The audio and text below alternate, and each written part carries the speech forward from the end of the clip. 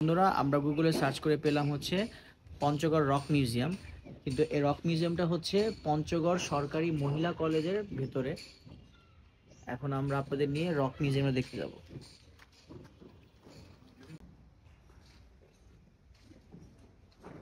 এক পাশে হচ্ছে পঞ্চগড় মহিলা কলেজ, আর এই পাশে হচ্ছে রক মিউজিয়াম। এখানে নির্দেশনা দেওয়া হচ্ছে 7 কোটি বছর পূর্বে। এই রক গুলা কি 7 কোটি বছর পূর্বে? এখানে নির্দেশনা আছে, আমরা একটু শর্টে পড়ি।